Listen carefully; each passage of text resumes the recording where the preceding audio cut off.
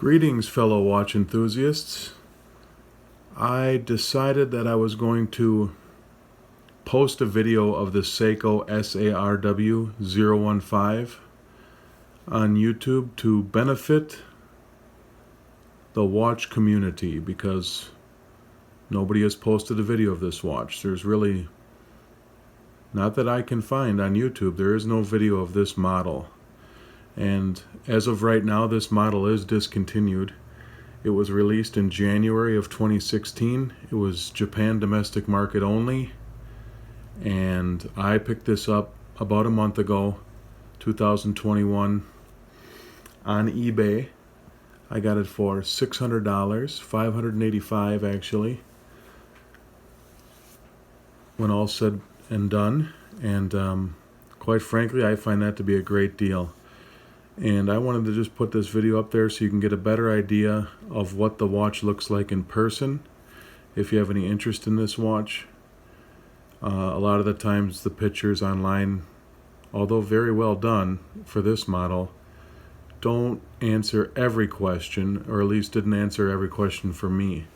And I'll try to go through some of those things that I wanted to know that I couldn't find online, just to help you out make your decision if this is the watch for you, if you want to seek this one out.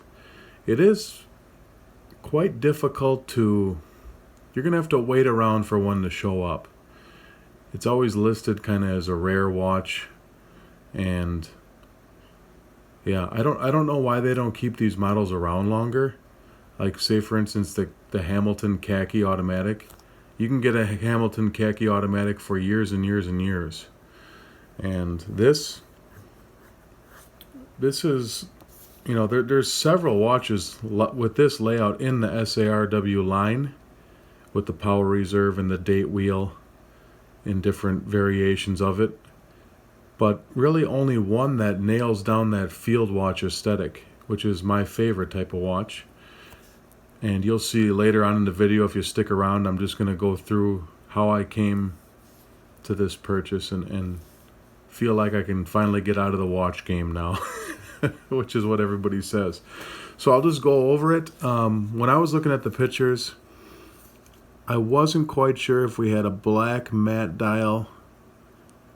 In some instances it looked matte. Sorry for that reflection there. In other instances it looked definitely looked gloss. Some people listed the watch as having a domed sapphire. It does not have a domed sapphire. And you'll just have to deal with my iPhone camera. I'm not a watch channel. This is it. This is actually one of the first videos I've ever posted on YouTube. So you can see the case on this is just absolutely beautiful. I'm not normally a fan of a watch with the crown guards, but I just think Seiko does it so well. They do it so well on the Alpinist, and this one is no different. I love the signed crown on Seikos. That S just looks phenomenal. And I think the case shape on this watch is amazing. The finishing on this watch, when I opened the box and saw the finishing on this watch, this is a matte finish here on the side of the watch. And it's just so smooth and perfectly done that you could almost take it for polished. Not really, but you know, it's just so amazingly done. And you can see it has this high polish there on the corners, and then the top of the lugs are brushed also. The bezel is brushed. The sapphire crystal is flat, like I mentioned. A little bit of protrusion up above the bezel. I like it usually to be flush, but it's not, it doesn't really affect the, on a watch where it's really raised up, you say, oh, that looks cheesy. It looks kind of unfinished. This, although raised up, it doesn't really give off that appearance. So I love the legibility of these hands. Like on my Hamilton, I liked these because they were khaki, but look at the size of the Seikos. And this is an older Hamilton. I bought this khaki auto, 42 millimeter. It was my first automatic watch, and it's really what started the whole thing. And it's shameful that they gotten away from the khaki hands. I really like them for legibility's sake, but just the Seiko's hands are they're bigger. They're just the right size. They stretch all the way to the end, all the way around to the chapter ring there, and the second hand also. And the lume on them just contrasts so well. When you get outside and you walk into the shade, or you're not in direct sunlight and that lume is just hinting there on the dial, it's just such a great look against that black dial. That black dial is almost enamel looking. I think I've never seen one in person, but the SARW015 also, I think, has a dial similar with that deep black. And it just makes those numbers pop, as opposed to, again, like the Hamilton, where you have more of a, I'm sorry about all the reflections, but hey, at least I put the video up. You know, you can just tell the difference there. You know, the khaki auto is a great looking watch, but just the depth of that black dial, it's amazing. Now, it's a 40 millimeter case, 20 millimeter lugs. For me, I have an 8-inch wrist, big guy, and I think it's the perfect. I could even go bigger. I could go 42 on this watch. Just if I could get that subdial a little bit bigger, because quite frankly, and I don't have the greatest eyesight, the date subdial is a bit hard to read for me. It is, and I can see as I get older that it will become problematic. But this is what I wanted. I was looking for a watch with a day of the week wheel, a day of the month wheel, and a power reserve indicator in like a field watch package. That was when I got back into watches about a year ago.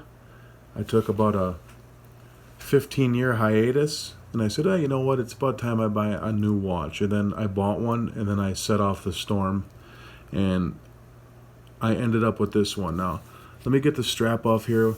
We'll look at the case back, and you have to forgive me. I know I'm not doing a great job here with this video, and I'll talk a little bit about some of the things that people don't talk about when they show this watch. I'll talk about, you know, how to set the functions and things like that. Okay, wonderful case back. I mean, to me, I'm happy with that. That looks good enough for me. I'm happy with the exhibition case back. I like to have it, and Seiko did a good enough job on that it's still pleasurable to look at. So that case is just perfect. Look at that case.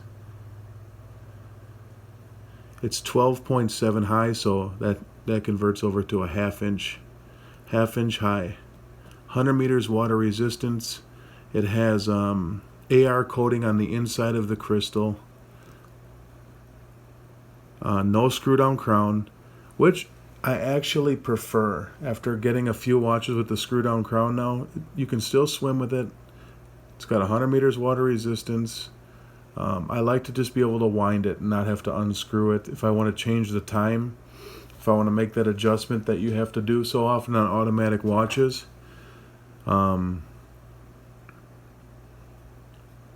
it's easy. But this watch, I have to say, and I'm so pleased, this thing gains less than a second a day. I mean, I've had this watch for 20 days, and I got maybe 11 seconds. It's amazing. And some days, none. I put it crown down at night. Crown down at night. And it won't even gain anything. So you got polished in between the lugs, normal. And so the functionality of it, I'm not going to change it now, but you pull the crown all the way out to set the time, you push it in one position, and you turn it clockwise to set the day of the week, and you turn it counterclockwise to set the date, push it into its home position and wind it, and the power reserve winds, hacking, hand winding, all that. Wonderful loom on the watch. So I'll give you all the views you might want to help you make a decision if this is something that you're into. And forgive my dirty hands, I'm a machinist for a living, and they're never really clean until I hop into a chlorine pool. So now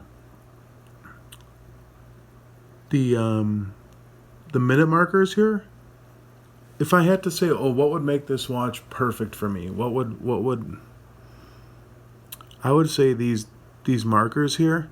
I wish the minute marker was a little bit more pronounced than the other third of a minute markers there. I mean, when you're zoomed in like this, you're like, oh no, there's no problem there.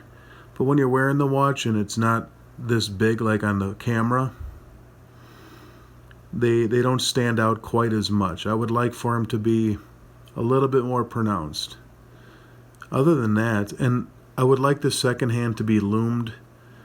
They loom the lollipop in there, which is pointless. I don't understand that. I've heard the Urban Gentry, I watch his YouTube videos, I've heard him mention that. Like, why do watch companies loom that round ball there? I don't know. I'm fine with it. I'm glad they did, but I'd prefer that the tip or even the whole second hand would be loomed. That would look great.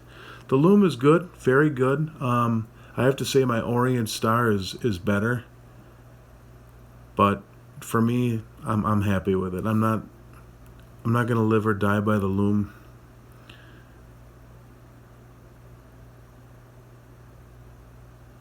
Yeah, I mean, this is it. I don't have any much more to show you, but this is for me, this is the culmination of everything I was looking for. Because my Hamilton, and now if you're done, if you don't want to know about this watch anymore, I pretty much covered the bases. You can see the nice recessed subdials.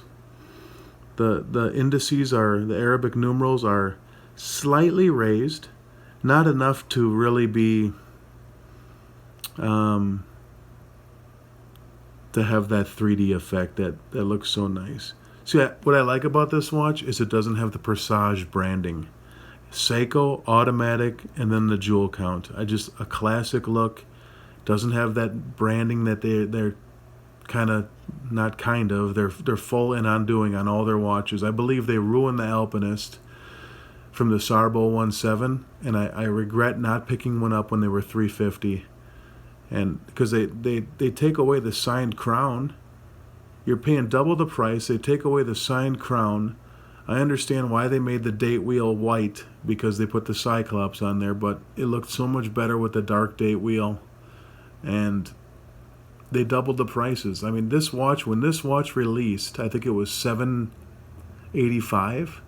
This watch with all these functions, I mean, the case finishing, sapphire crystal, signed crown, 100 meters water resistance, date power reserve watch, the higher end 6R21 movement, and oh yeah, I'll mention that too. This has the smooth sweep of the 28,000 vibrations per hour. This watch does run at the 28,000 vibrations per hour, so you have that smooth sweep, which is another, oh, I have to say, it's another wonderful benefit of this watch. And the power reserve, it's 45 hours. You can see it goes a little bit past 40 there. It's 45 hours. Okay, now I'm going to kind of just talk about my other watches and how I arrived at this position and how this became basically, I got back into watches. I said I want a watch with 100 meters water resistance. I want it to have Arabic numerals. I want it to have a field watch kind of aesthetic. And I wanted to have a power reserve indicator. Why? Why was I so dead nuts on the power reserve indicator? Well, my Hamilton, it doesn't automatically wind anymore. The automatic wind function isn't working. And this one has the 2824 which also beats at 28,000. I sandblasted this case actually. This used to have the normal brushed here in the high polished bezel. I actually just sandblasted this at work. I taped off the crystal and I taped off the back and I sandblasted it. I taped off the crown and that actually worked. See, because I had this gouge here. And I said, well, it'll be less noticeable if it's a blasted finish. I like a blasted finish. I'm going to go for it.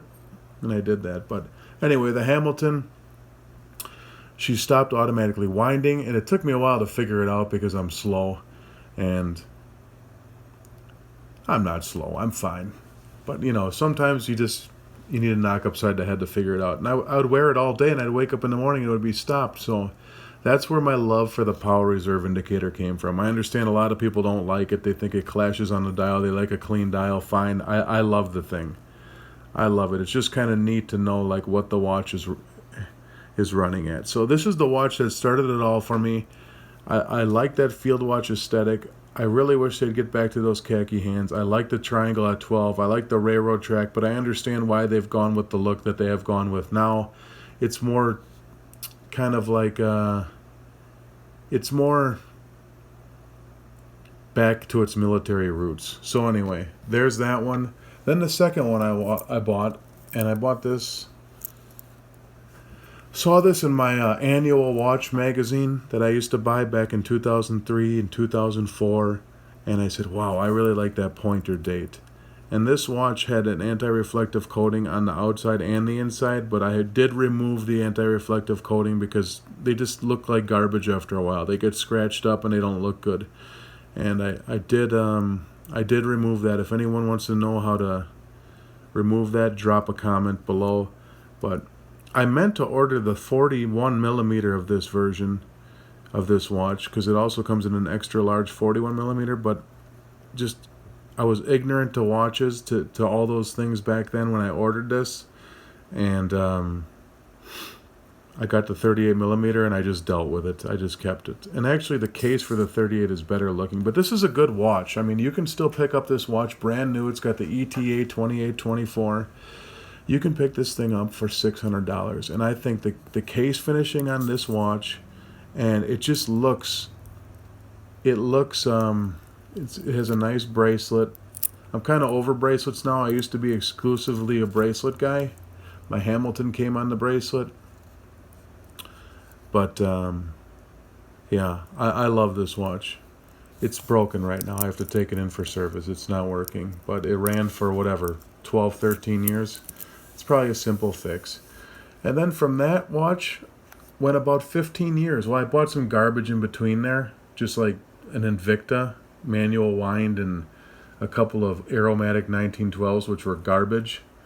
And I sold those on eBay. But then, you know, probably 15 years later, I said, I'm going to buy another watch. And I went on the hunt for a watch with 100 meters water resistance, sapphire crystal, Arabic numerals, hands that extend all the way out to hit the minute markers, power reserve indicator, and a date. I had to have a date. And for a long time, I was settled on that Ball Trainmaster power reserve. But I said, you know, my life is, I work, I come home, I play with my kids, I work in the yard, I go for hikes. The Ball's a little too fancy for my lifestyle. I think this one looks great on this Maritech Admiralty Gray band. I love these Maritechs. I love them because they have the nice small buckle, blasted finish, extremely strong, just a great strap. But this watch, I could have just stopped. You know, I could have stopped. I'm very happy with this. I believe the lume on this watch, it is better than the Seiko. Somehow it is. Screw down crown, nice movement in the back visible, but 41 millimeter. This is the one that I got after a lot of research. I landed on this. Not a lot of field watches with the power reserve indicator. Not a lot of options to choose from. And, you know, a limited budget, 3 kids, house, lots of things to fix. Can't go dropping all the coin I'd like to, you know. But very happy with that. And then as I went through this process of, and then the bug bit me, I'll admit it. I got bit by the bug again, And I said, "Oh, I want another one. I want another watch." And my dad is also a watch collector, and he has a Fortis Spacematic, and he has this one. He has the black version of this, and he had it on a stainless steel bracelet, and it was his second Fortis, and I was like, "Why did you buy that, Dad? You already have one that's pretty much date similar, the same thing. Why'd you buy that?" And then one day he came over with it on the green, army green Barton canvas strap, and I fell in love with the thing. It just looked militaristic. It looked so great, and that crown, I just loved that crown. It looked so great.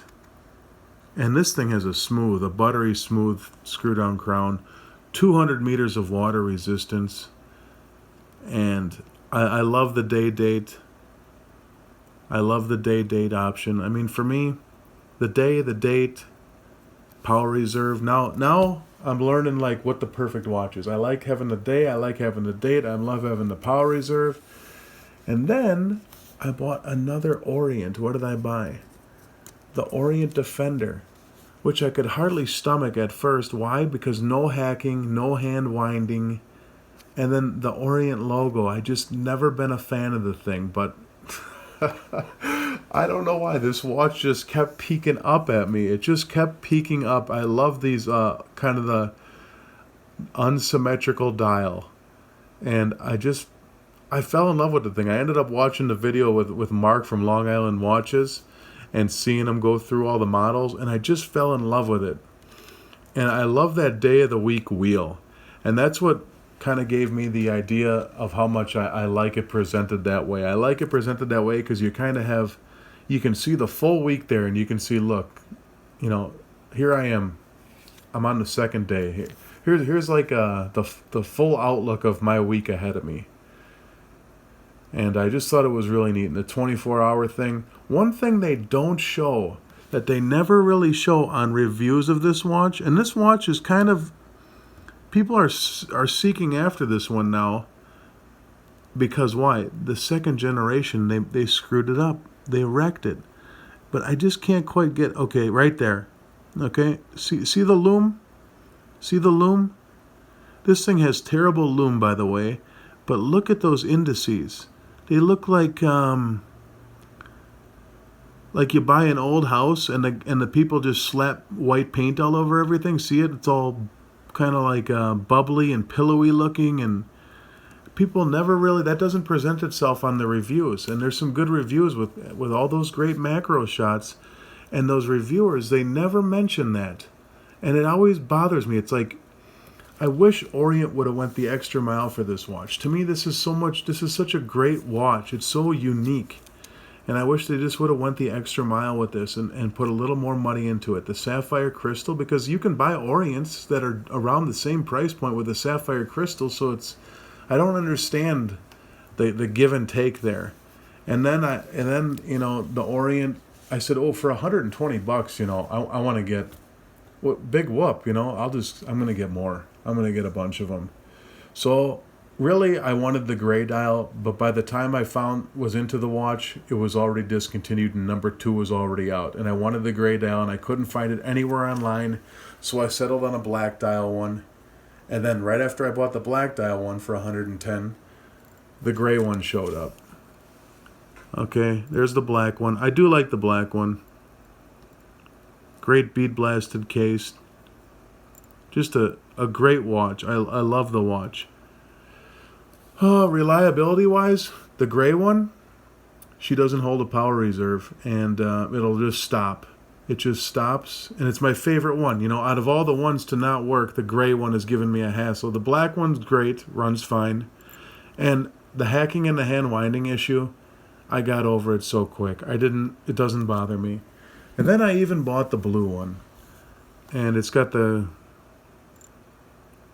nice blue dial with a polished case, or a satin case, not the bead blasted case like the others. And I think what I'm going to do is I'm either going to have the move, because this one runs just wonderful. I mean, you give this watch, all you do is go like that, and it's running. Boom, it's running. And this thing keeps good time. And the other two have been reliable, but my favorite, the gray one, hasn't been reliable. But I'm thinking about having the movement swapped into the gray one, and then actually maybe selling some of them. Just because, I don't know. I'm a one watch guy now, actually. This one has been so great that the desire to wear the others, it's just not there. And the fact that it's keeping perfect time. So that's it. I wanted to give a little rundown of the SARW015. If you decided to stick around to the end and kind of learn about how I got there and how this became the perfect watch for me, that's my little story. I'm not going to be putting watch videos out. This is my one-off, so I may as well go for the whole shebang and kind of just show you how I came to my decision and kind of a little bit of a philosophy on watch collecting. I like being a one watch guy. I like having the one.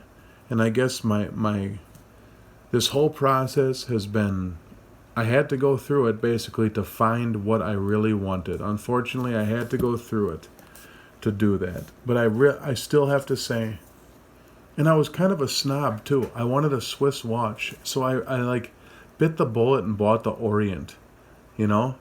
I wanted either a Swiss or a German watch, and I thought the Orient was kind of beneath me. I did. I just said, made in Japan. It's not Swiss, there's a difference, but I have to say I'm thoroughly impressed, and really, if I could do it all over again, I love the Fortis. I do, but I wouldn't buy it. I love the Orient Star.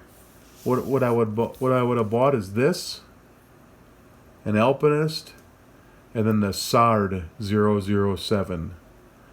The SARW007. Like, this thing has made a Seiko fan out of me. It really has. I mean, the beauty of the finishing on this is that it's silky smooth, and it's just so well done. When I took this thing out of the box, like I said, wow, I was impressed. Look at that. There's the nice 3/4 view. So, signing off. Hope you enjoyed the video. I'm glad I'll just show you the bracelet it came with quick. It did come with a bracelet. I'm not a bracelet guy anymore. I'm probably not going to wear it. I've contemplated selling it because you can sell these things for... people pay.